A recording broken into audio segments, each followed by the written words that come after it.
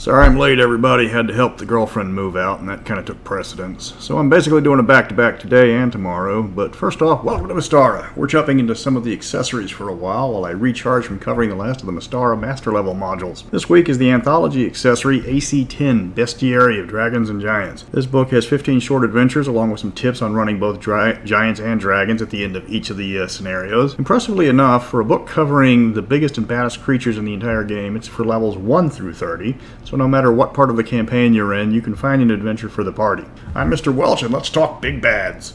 The book was written in 1987 at the start of the Gazetteer series. The editor was Deborah Christian, who is now Deborah Timoris Christian, who in Mystara is best known for writing the Minorthad Guilds. The interior writers count over a dozen, including Christian herself, Jim Ward. Fun fact, the infamous drawmage from the 5e books is just Jim Ward spelled backwards. And the ever-popular Bruce Hurd, Ray Winnegar, and, well, so many more. I'd spend several minutes telling you all about them. Exterior art is Classic Elmore, and interior art is Wanda Leibarger. Hope I pronounced that right. This baby was a catch back in '87. It's just as popular today. I even had a player base a character off of the cover art, creating a fire genocide paladin, Jala Firemane, for a 2nd edition campaign. Gotta give shout-outs to the old crew when I can. First thing you're going to notice about this is when you get this thing, before you even read the book, is the dragon spell generator. This was a cardboard sleeve with a spell sheet that slid between them, and when you found a dragon, you slide the sheet between the sleeves until you got the right dragon type and age, and you've instantly got the spells there memorized. Nice idea, but cardboard is not the most durable material you make something out of moving parts with. So now it's more of a curiosity because so few remain intact from the books that got opened up. If you can find a copy of the spell generator, grab it, because it's a rare find. So you've got over a dozen scenarios alternating between dragons and giants. The book does include several giants originally found in Mystara, only they only spread out in other settings like the Sea Giant, which is mentioned in this, but you don't actually get to adventure with one. You gotta wait for the Sea Peoples expansion to get the Sea Giants. You've also got the Mountain Giants, and you have got the Gemstone Dragons. Most are generic adventures, almost wandering monster kind of level of events. The last two adventures, Fangsalot and the Pestiferous Castle of Bodor Swordstone, however, are very much Mystara, as you're dealing with immortals in those adventures, including dealing with one of the immortal dragon patrons. The adventures are typically well written, as could be expected with the talent involved. The basic level module, the Haunted Helm, for example, has the party on an escort mission with a subdued dragon trying to find and raid a larger white dragon. As far as I can tell, it's the only entry-level adventure TSR put out where you're facing a dragon on page 3 of the adventure. The only other adventure I can think of with a dragon facing a low-level party was Horror on the Hill, and even then it was the boss of a very long adventure. The Questing Barbarian was the basic giant-level adventure, and one of the best in the books. Mountain Giants have faded into the mist as far as D&D goes, but they were present in both Beckme and 1st edition with the Fiend Folio.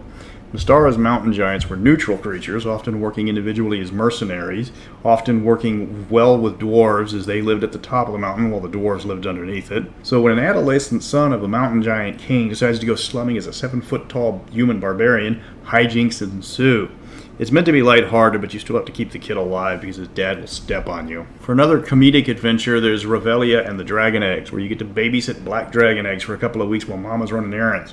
While this adventure is fairly lighthearted, keeping dragon eggs safe, it also serves the purpose of showcasing that Mystara dragons weren't always tied to their color's alignment.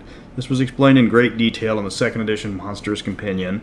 But chromatic dragons, for example, have a base 10% of being neutral and a 5% chance of even being good. So 85% of the red dragons are evil monsters that want to burn down the village and eat you. But there is a 1 in 20 chance the dragon actually might be a decent guy. There's even a red dragon in canon that flies around Irendi and likes to enter the royal tournament, though he only does this for his own personal kicks. So the dragon here is chaotic, but it's by no means evil. Next up is the rather generic Trouble in Tallstone Pass, where a band of merchants needs some stone giants cleared off a road. Of course, the giants claim the merchants are the bad guys, and the party has to decide which one is the actual bad guy. Works for a distraction of adventure because it's extremely short and can be solved almost completely without violence.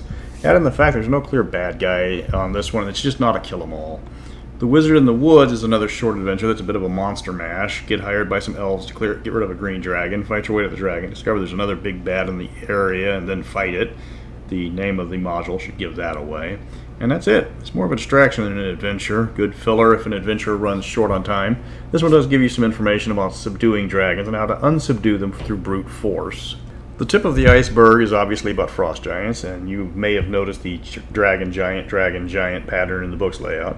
This one's another short combat-oriented adventure, only the combat is fairly intense and well laid out. While the party is going to finish this one in less than a session, they are going to remember the big fight because the enemies are intelligent and have planned out this combat in detail. Krasny the Red would be an ordinary stealth mission, except for one part. The final fight is a duel with a red dragon while the party is riding wyverns and griffins. There's a lot of sneaking around to get rid of the guards that would be riding those beasts, but the dragon's going to be taking off when the fight starts, so the only way to bring it down is to get up there with him. Average adventures can be saved with a single moment of awesomeness if they are short enough. Your players will remember this adventure for years to come. Now you go to Feud of the Fire Giants. This is a straight-up dungeon crawl, one of the very few in the book. And let's be honest, giants and dragons aren't something you would be crawling around and through a dungeon to fight. As the title gives it away, the big bads are fire giants, with some hill giants playing the big damn heroes at the end. There's actually a lot of diplomacy in this one, as you can try to talk some giants into switching sides. It ends with a massive battle involving dozens of hill giants and fire giants and a captured princess. This is one of the longer adventures. It might take a session or two to finish it. The Deluded Dragon is a tough one, not because you're facing a high-level dragon, but because you're trying to take it down without hurting it. As you can tell by the name, the dragon isn't right in the head, and you're going to have to learn quickly that it's a gold dragon. And this is going to have some crawling involved, but it's mainly a thinking game because you have to figure out how to uncurse a gold dragon. Now, Prince Reynard and the Silver Staircase is a D&D adaptation of Jack and the Beanstalk, with the party chasing a wayward prince up the magic staircase right into a castle of cloud giants. There's a fair bit of detail on cloud giants and their origin, specifically about their flying magic castles. If you stealth this adventure, you can make it through without a fight. Otherwise, you're going to have to rely on trickery or brute strength, and remember, you're in a castle where everything is already using brute strength. So the Gemstone Dragons were exclusive to Mystara, different from the Gem Dragons of the first edition. They get their first showcase with Thyrolax and the Ruby Amulet. This involves undoing a curse on a Ruby Dragon and getting it to fight a Brown, or Amber in later editions, dragon. You're going to need the creature catalog for this one because aside from some Gorgons, every monster in this adventure is Mystaran. You're going to fight ash crawlers, Koprus, red dragons, Fursnaka, Gatormen, oh my. It's a railroad, sure, but at least you're dealing with some of the rarer creatures that don't appear in many adventures. Then we go back to the Giants with Isle of the Storm Giants, with the Minrathad guilds hiring the party to find out who's been raiding their shipping and kill them. Oh, and find out why someone's raiding their shipping if you feel like it. It's Minrathad. Shoot first and ask questions if profitable is the rule of the day. And with the title of the module not being Island of the Pirate Lord / Mad Wizard / Rival Guild, I'll give you one guess which of the four rumors you're given is the true one. Now this turns into a dungeon crawl with the Storm Giant actually being a rather personable villain, so an experienced party knows to look for the actual big bad. Knowing there's a hidden big bad doesn't make the fight any less difficult when you get there, however. Now, on to the best master-level adventure written for Mystara, and it's only 4 pages long, and that's Fangs a lot. It opens with a character questing for immortality getting handed a task by their patron Immortal to go and do a task from Opal, patron of the neutral dragons. The adventure is tough, and if you don't pay attention, you're going to get killed. Oh, and take notes. For the love of God, take notes. Like, write down everything that's told to you verbatim. There's a lot of puzzles in this one, and you're dealing with a dragon Immortal that graduated with honors from the Cthulhu School of Hand-to-Hand Combat. You are master level, so the fights are going to be extremely tough getting to the Dragon Immortal, and then you have to use your brain. You can't actually hurt Opal. I mean, you can try, but his minimum damage from a melee attack is twice what your normal hit points max out at. You're going to have to learn to endure Opal's taunts, because he's a real dick. But you have to give him his respect, or else he's going to start offing 1d6 adventurers around.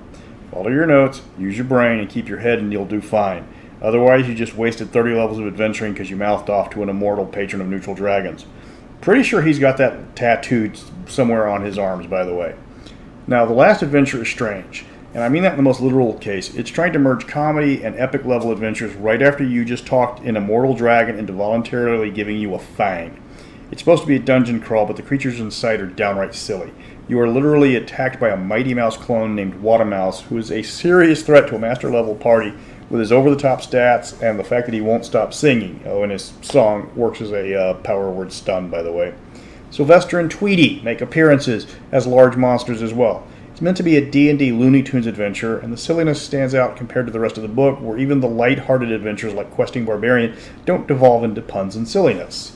And that wraps up Bestiaries of Dragons and Giants. It's a beast at 64 pages. You've got a dozen decent adventures for just about any level, excluding the extremely out-of-place final one. Some of the best game designers worked on this anthology, and it shows with adventures having unexpected twists, unusual requirements to finish the adventure, and extremely well-thought-out encounters. You're not going to make this into a campaign, but you can easily put some of these adventures as buffers between adventures if it starts to get slow. Now, AC-10 is hard to find offline. On eBay, you can get a decent copy for about $50, a little less if you're patient. The PDF is $5, but this module is easily worth $40 for what you're getting. Splurge, thank me later. Don't bother putting it together the dragon sleeve and expecting it to survive long, especially since the first print had an issue where the windows didn't actually punch out, making you break out the X-Acto knife to actually use it. So I've got one day to prepare for the next one, so what do? I know, let's talk about the 3 monster manuals Mystara had. The green and red creature catalogs, as well as the 2nd edition Monsters Compendium. Then we can discuss the rarer monsters, why TSR UK were just light years ahead of making D&D products, and what makes Mystara monsters different from Forgotten Realms or Greyhawk. So until next time, remember that armor's too strong for blasters. Use your harpoons and tow cables.